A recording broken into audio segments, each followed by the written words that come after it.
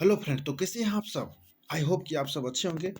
तो आज हम पढ़ेंगे कि सरकार क्या है। क्या पढ़ेंगे? एसएसटी पेपर 2 में सरकार क्या है और पॉलिटी सब्जेक्ट में। चलिए क्लास को स्टार्ट करते हैं। आपने सरकार शब्द का जिक्र कई बार सुना होगा। बात सही है कि आपने कई बार सुना होगा।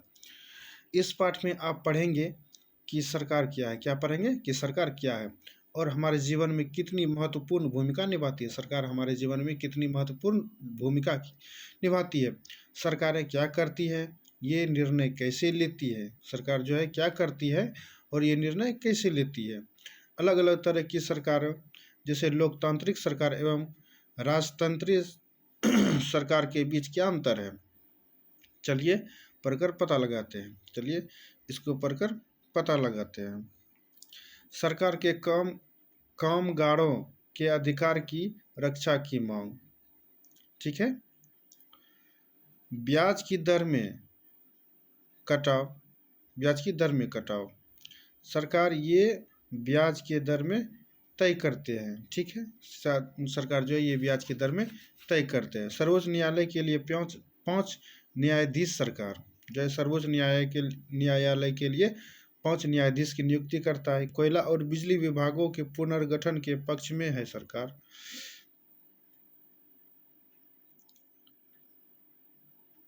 सरकार ने 15,000 से अधिक गांवों को सूखाग्रस्त घोषित किया। सरकार ने जो है 15,000 से अधिक गांवों को क्या किया? सूखाग्रस्त घोषित किया। बाढ़ पीड़ितों के लिए सरकार की ओर से राहत सामग्री। बाढ़ पीड़ितों के लिए जो सामग्री आता है उसके लिए राहत सरकार देती है। ऊपर दी गई अखबार की सुर्खियों को पढ़िए या देखिए। इनमें सरकार के जिन कामों की बात की जा रही है उनकी सूची बनाइए। ये 5 काम तो है, आप उन्हीं को फिल कीजिएगा। 1 2 3 4 ये जो है ये 5 काम है। इन्हीं में से 4 को आप फिल कीजिए। ये जो अभी आपने पढ़ा। क्या सरकार का काम बहुत ही विस्तृत नहीं है?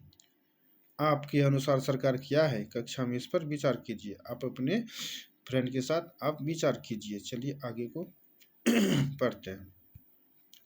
हर एक देश को विभिन्न निर्णय लेने एवं काम करने के लिए सरकार की ज़रूरत होती है। हर एक देश को विभिन्न मतलब अलग अलग निर्णय लेने के लिए एवं काम करने के लिए सरकार की क्या करती है? ज़रूरत पड़ती है। ये निर्णय कई विषयों से संबंधित हो सकते हैं। ये विषय कई सब्जेक्ट से संबंधित हो सकते हैं। सड़कें और स्कूल कहाँ बनाए जाएँ, सड़कें और स्कूल कहाँ पर बनाया जाए। बहुत ज़्यादा महंगी हो जाने पर किसी चीज़ के दाम को कैसे घटाया जाए। यानी कि कोई भी चीज़ है, यानी कि दाम पर बढ़ोतरी हो रहा है तो उसको कैसे घटाया जाए। अथवा बिजली की आपूर्ति को कैसे बढ़ाया जाए। जहाँ पर बिजली खपत ज़्यादा होता है उस पर कैसे ध्यान दिया जाए। बिजली की जहाँ पर बिजली नहीं है उनको जो है वहाँ पर बिजली पहुँचाना। सरकार कई सामाजिक मुद्दों पर कार्रवाई करती है। उदाहरण के लिए सरकार गरीबों की मदद करने के लिए कई कार्यक्रम चलाती है। इसके अलावा वह अन्य महत्वपूर्ण काम भी करती है। इसके अलावा और कई सारे इम्पोर्टेंट वर्क्स भी करती है, जैसे डाक एवं रेल सेवाएं चलाना। ये सरकार का ही काम है। डाक और रेल सेवा चलाना ये किसका काम है? सरकार का ही काम है। चलिए इसको देखते हैं। सरकार का काम देश की सीमाओं की सुरक्षा करना। सरकार का काम क्या है? देश की सीमाओं की सुरक्षा करना और दूसरे देशों से शांतिपूर्ण संबंध बनाए रखना। और दूसरे देशों से शांतिपूर्ण क्या है? रिलेशनशिप बनाए रखना। उसकी जिम्मेदारी यह सुनिश्चित करना है कि देश के सभी नागरिकों को पर्याप्त भोजन और अच्छी स्वस्थ सुविधाएं मिले। जो हेल्थ जो है उसकी सुविधा अच्छी मिले। जब प्राकृतिक विपदा घिरती है, जैसे सुनामी या भूकंप, जैसे प्राकृतिक आपदाएं, भूकंप हुआ, सुनामी आ गया, बाढ़ आ गया, तो मुख्य रूप से सरकार ही पीड़ित लोगों की सहायता करता है। मुख्य रूप से कौन सहायता करता है? सरकार ही सहायता करती है। अगर कहीं कोई विवाद होता है या कोई अपराध करता है तो लोग न्यायालय जाते हैं। अगर कोई अपराध या कांड करता है तो लोग कहाँ जाते हैं? न्यायालय जाते हैं। न्यायालय भी सरकार का ही अंग है। न्यायालय क्या है? सरकार का ही अंग है। शायद आपको यह जानकर अचरज हो रहा होगा। शायद यह जानकर आपको अचरज यानी कि आश्चर्य हो रहा होगा कि सरकार इतना सब कुछ कैसे कर पाती है और सरकार के लिए इन कामों को करना क्यों ज़रूरी है। जब लोग इकट्ठे रहते हैं और काम करते हैं तो कुछ हद तक एक व्यवस्था की ज़रूरत होती है। जब लोग इकट्ठे रहते हैं और काम करते हैं तो कुछ लोगों की हद तक एक व्यवस्था की ज़रूरत होती है, हद तक व्यवस्था की ज़रूरत होती है जिससे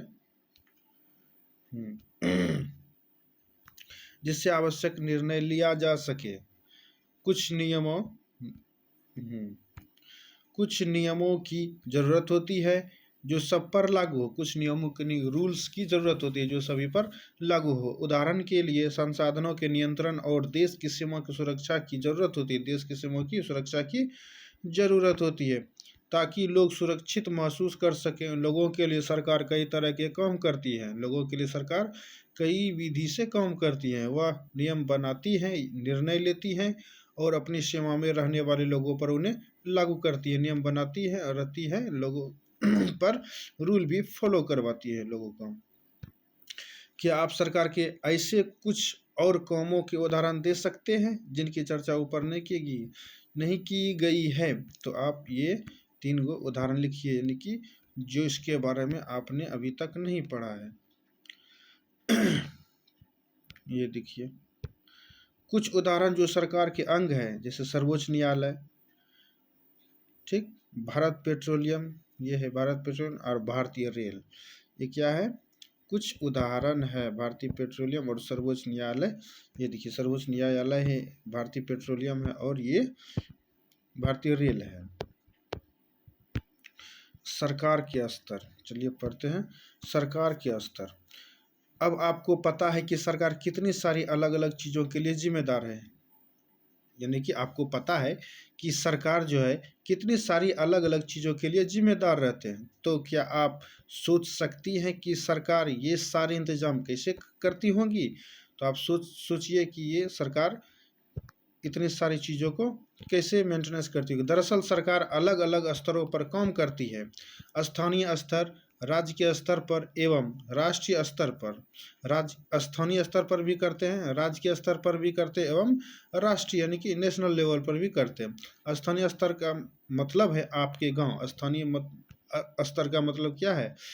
आपके गांव आपके गांव या शहर या मोहल्ले से, आपके गांव है या शहर या मोहल्ले से। राज्य स्तर का मतलब है जो पूरे राज्य को ध्यान में रखे। राज्य स्तर का मतलब क्या है कि पूरे राज्य को ध्यान में रखे। जैसे बिहार है तो ये पूरे बिहार को ही अपने ध्यान में रखेगा। जैसे हरियाणा या असम की सरकार पूरे राज्य में काम करती है। हरियाणा, इस उदाहरण दिया, हरियाणा या असम की सरकार पूरे राज्य में काम करती है। मानचित्र को देखें तो मानचित्र कहाँ है जी? मानचित्र, हाँ मानचित्र, ये देखिए ये है मानचित्र। आप वीडियो को रोककर देख सकते हैं। राष्ट्रीय स्तर की सरकार का संबंध पूरे देश से होता है। नेशनल लेवल का जो सरकार है उसका रिलेशनशिप पूरे देश से होता है। इस किताब में आप आगे चलकर पढ़ेंगे कि स्थानीय सरकार कैसे काम करती है। आप नेक्स्ट टॉपिक में पढ़ेंगे कि स्थानीय सरकार कैसे काम करती है, और आगे की कक्षाओं में राज्य एवं राष्ट्रीय स्तर पर सरकार के कामों के बारे में जानेंगे। आगे की कक्षाओं में आप राज्य स्तर के बारे में आप जानेंगे। ये देखिए, अब वीडियो को रोक करके यहाँ पर आप देख सकते हैं। कहाँ पर? यहाँ पर धुंधला दिखाई देता है, कहाँ कहाँ की सरकार है। ये आया नोट दिया है। आंध्र प्रदेश राज्य के पुनर्गठन के बाद 2 जून 2014 को तेलंगाना भारत का 29वां राज्य बना। तेलंगाना भारत का कौन सा 29वां राज्य है। 31 अक्टूबर 2019 से जम्मू और कश्मीर राज्य की 2 अलग अलग केंद्र शासित प्रदेशों में बांटा गया। 21 अक्टूबर 2019 से जम्मू और कश्मीर राज्य को, यानी कि जम्मू भी एक राज्य है और कश्मीर भी एक राज्य है, केंद्र शासित प्रदेशों में बांटा गया। जम्मू और कश्मीर तथा लद्दाख बांटा गया। जम्मू, कश्मीर और लद्दाख को केंद्र शासित प्रदेशों में बांटा गया। पहला टॉपिक है सरकार एवं कानून। सरकार एवं क्या है? कानून। चलिए पढ़ते हैं। सरकार कानून बनाती है और देश में रहने वाले सभी लोगों को वे कानून मानने होते हैं। सरकार क्या करती है? कानून को बनाती है और सारे मतलब कि जिससे भारत देश, पूरे भारत देश में रहने वाले सभी आदमी को वो कानून मान्य होते हैं। केवल यही वह तरीका है जिससे सरकार काम कर सकती है। केवल यही एक मेथड है जिससे वो सरकार अपने कार्य को कर सकते हैं। सरकार के पास जैसे कानून बनाने की ताकत होती है, सरकार के पास जैसे कानून बनाने की ताकत होती है, वैसे ही यह ताकत भी होती है कि लोगों को कानून मानने के लिए बाध्य करें। जिस प्रकार वो कानून बनाने की ताकत रखते हैं और यह भी ताकत रखते हैं कि मेरा कानून जो बनाए हैं उसको मानना, हर एक आदमी को मानना। उदाहरण के लिए एक कानून है कि गाड़ी चलाने वाले के पास लाइसेंस होना ज़रूरी है। एक नियम है कि गाड़ी चलाने वाले के लिए लाइसेंस होना बहुत ज़रूरी है। अगर कोई लाइसेंस के बिना गाड़ी चलाते हुए पकड़ा जाए तो उसे जेल की सज़ा काटनी पड़ती है या जुर्माना भरना पड़ता है। बात सही है। किसी दूसरे कानून को लेकर यह विचार कीजिए कि लोगों के लिए उसे मानना क्यों ज़रूरी है। किसी दूसरे कानून को लेकर आप विचार कर सकते हैं कि कानून जो है लोगों को मानना क्यों ज़रूरी है। आप एक नोटबुक में लिख सकते हैं। सरकार जो कार्यवाही कर सकती है, उसके अलावा अगर लोगों को लगे कि किसी कानून का ढंग से पालन नहीं हो रहा है तो वे भी कुछ कदम उठा सकते हैं। सरकार जो कार्यवाही कर सकती है, इसके अलावा अगर लोगों को लगे कि किसी कानून को ढंग से पालन नहीं हो रहा है, अगर किसी आदमी को लगा कि उस कानून का पालन ढंग से नहीं हो रहा तो वे भी कुछ कदम उठा सकते हैं। मतलब कि आम आदमी भी कुछ कदम उठा सकते हैं। उदाहरण के लिए अगर किसी व्यक्ति को यह लगे कि उसको उसके धर्म या उसकी जाति, अगर किसी आदमी को लगे कि उसको धर्म या उसकी जाति के कारण किसी नौकरी में नहीं लिया गया, यानी कि कोई सरकारी नौकरी नहीं दिया गया, तो वह न्यायालय जा सकती है और यह दावा कर सकती है कि कानून का पालन नहीं हो रहा है। अगर यदि किसी दलित को नौकरी नहीं मिल रहा है यदि उसके योग्यता के अनुसार, तो आप न्यायालय जा सकते हैं। तब न्यायालय आदेश देगा कि क्या कदम उठाने की जरूरत। तब न्यायालय आदेश देगा कि कौन से कदम उठाना बहुत जरूरी है। सरकार के प्रकार। सरकार को निर्णय लेने और कानूनों का पालन करवाने यानी उन्हें बाध्य करने की शक्ति कौन देता है? चलिए आगे पढ़ते हैं, कौन देता है।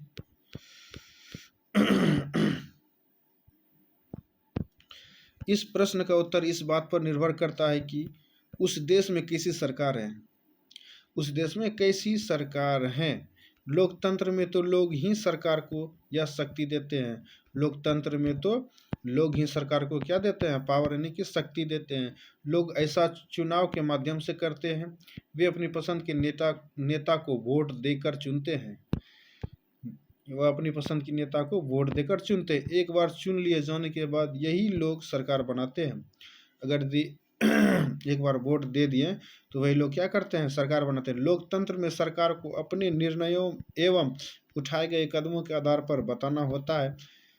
लोकतंत्र में जो है सरकार को अपने निर्णय जो है एवं उठाए गए कदमों का आधार बताना होता है। उठाए गए कदम कौन कौन से हम कदम उठाएंगे, और सफाई देनी होती है सरकार को जनता के बीच। एक दूसरी तरह की सरकार होती है जिसे राजतंत्री सरकार कहते हैं। एक जो होता है दूसरी तरह की सरकार होती है जिसे राजतंत्री सरकार कहते हैं। इसमें राजा या रानी के पास निर्णय लेने और सरकार चलाने की शक्ति होती है। इसमें जो है राजा या रानी के पास निर्णय लेना और सरकार चलाने की पावर होती है। राजा के पास सलाहकारों का एक छोटा सा समूह होता है। राजा के पास क्या होता है? सलाहकारों का एक छोटा सा समूह होता है जिससे वह विभिन्न मुद्दों पर चर्चा कर सकता है। अंतिम निर्णय लेने की शक्ति उसी के पास रहती है। अंतिम निर्णय लेने की शक्ति, ये देखिए पिछले जमाने के राजा, ये देखिए ऐसे ही होती है। लोकतंत्र में लोगों की भागीदारी उन निर्णयों को लेने में महत्वपूर्ण है जो उनको प्रभावित करते हैं। क्या आप इससे सहमत हैं? अपने जवाब के 2 उदाहरण दीजिए। आप एक नोटबुक में आप इसको नोट कर लीजिए। आपके यहाँ जिस प्रकार की शासन व्यवस्था है उसके स्थान पर आप कैसी शासन व्यवस्था चाहेंगे और क्यों? इसको भी नोट कर लीजिए। नीचे दिए गए कथनों में जो गलतियां हैं उन्हें सुधार कर लिखिए। राजतंत्र में देश के नागरिकों को अपनी पसंद का नेता चुनने की छूट मिलती है, राजतंत्र में नहीं होती है, लोकतंत्र में मिलती है। लोकतंत्र में एक राजा के पास देश पर शासन करने की संपूर्ण ताकत होती है। लोकतंत्र में एक राजा के पास देश पर शासन करने की संपूर्ण, नहीं, राजतंत्र में होता है, लोकतंत्र में नहीं होता है। राजतंत्र में राजा या रानी द्वारा लिए गए निर्णयों पर प्रश्न उठा सकते हैं, ये भी गलत है। राजतंत्र में नहीं, लोकतंत्र में।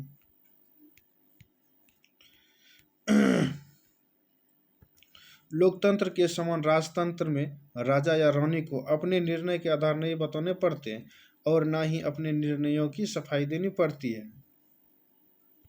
लोकतांत्रिक पर सरकार। भारत एक लोकतंत्र है। इसे लोकतांत्रिक व्यवस्था को पाने के लिए हमने लंबी लड़ाई लड़ी है। संसार में और भी कई देश हैं जहां लोग ने लोकतंत्र लाने के लिए संघर्ष किए हैं। संसार में और कई देश हैं जिन्होंने लोकतंत्र लाने के लिए बहुत संघर्ष किया। ऊपर बताया जा चुका है कि लोकतंत्र की मुख्य बात यह है कि लोगों के पास अपने नेता को चुनने की शक्ति होती है। लोकतंत्र में अपने नेता को चुनने की शक्ति होती है, यानी वोट देकर चुनते हैं। इसलिए एक अर्थ में लोकतंत्र लोगों का ही शासन होता है। लोकतंत्र में लोगों का ही शासन होता है। लोकतंत्र में मूलभूत विचार यह है कि लोग नियमों को बनाने में भागीदार बनकर खुद ही शासन करें। आज के समय में लोकतांत्रिक सरकार को प्रायः प्रतिनिधि लोकतंत्र कहते हैं। क्या कहते हैं? प्रतिनिधि लोकतंत्र। प्रतिनिधि लोकतंत्र में लोग सीधे, प्रतिनिधि लोकतंत्र में लोग जो है सीधे भाग जो है नहीं लेते हैं। चलिए थोड़ा सा कुछ देख लेते हैं यहाँ पर। ये देखिए, ये लोकतंत्र का एजेंडा है, पढ़िए। मतदान के समय मतदाता की उंगली पर स्याही से निशान लगाया जाता है ताकि वह केवल एक वोट दे सके। ग्रामीण मतदान केंद्र का दृश्य। उस पर स्याही क्यों लगाया जाता है वोट देने के बाद? क्योंकि ये दूसरी बार वोट नहीं दे सके।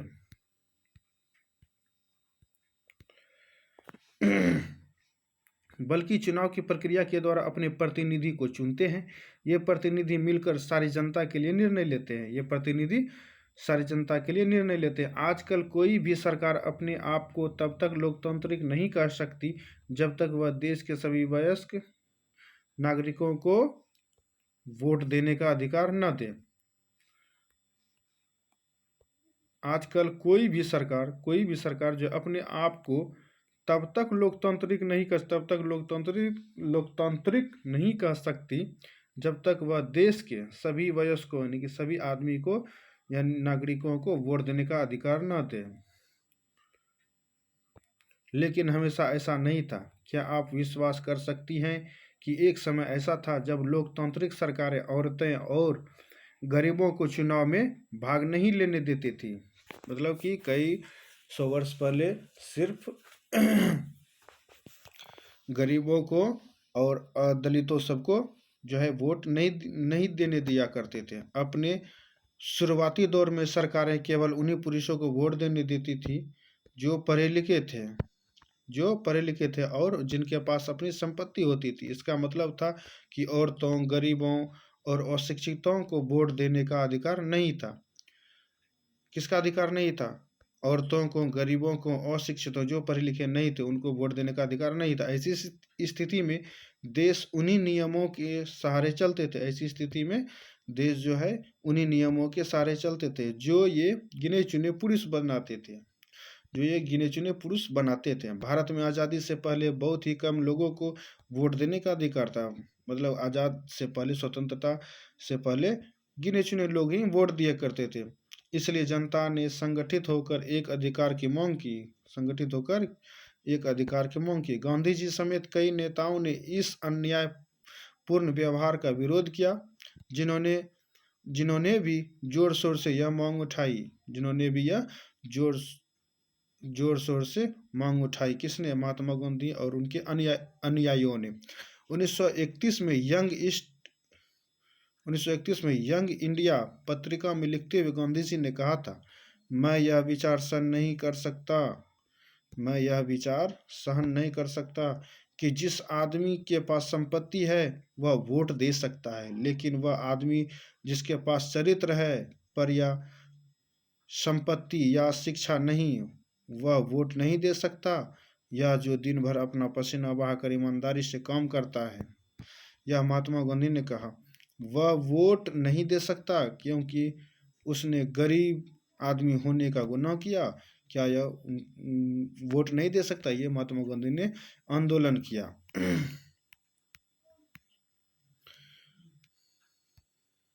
संसार में कहीं भी सरकार ने स्वेच्छा से अपनी शक्ति लोगों के साथ नहीं बांटी। संसार में जो है अपनी स्वेच्छा से लोगों के साथ शक्ति नहीं बांटी। पूरे यूरोप और अमेरिका में महिलाओं और गरीबों को सरकार के कार्यों में भागीदारी के लिए संघर्ष करना पड़ा। मतलब कि पूरे यूरोप जो थे, अमेरिका भी थे, वहाँ भी महिला जो है और गरीब सरकार के कार्यों में भागीदारी लेने के लिए संघर्ष करना पड़ा। मतलब बहुत कठिन परिश्रम करना पड़ा।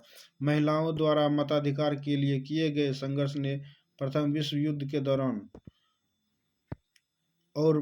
और मजबूती पकड़ी। प्रथम विश्व युद्ध के दौरान और मजबूती पकड़ ली। इस आंदोलन को महिला मताधिकार आंदोलन कहते हैं और अंग्रेजी में इसे सफरेज मूवमेंट कहते हैं। क्या कहते हैं? Suffrage movement.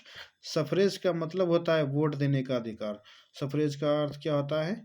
वोट देने का अधिकार।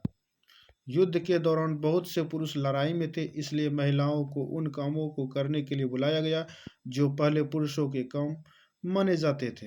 जब महिलाओं ने विभिन्न प्रकार के काम और उनकी व्यवस्था करना शुरू किया तो लोगों को यह देखकर बड़ा आश्चर्य हुआ जो कि पुरुष वाला काम महिला करते थे।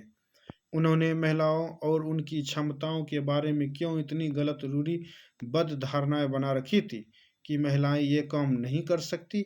इस तरह महिलाओं का निर्णय लेने में समान रूप से योग्य माना जाने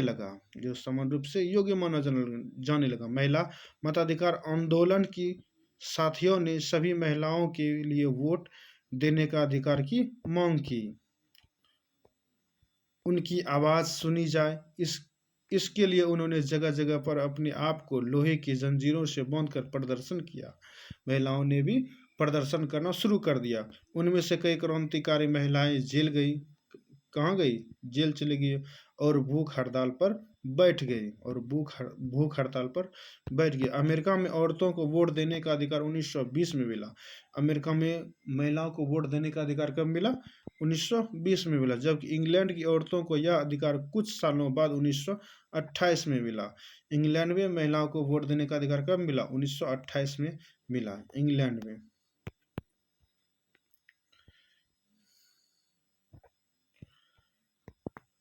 पृष्ठ देखिए।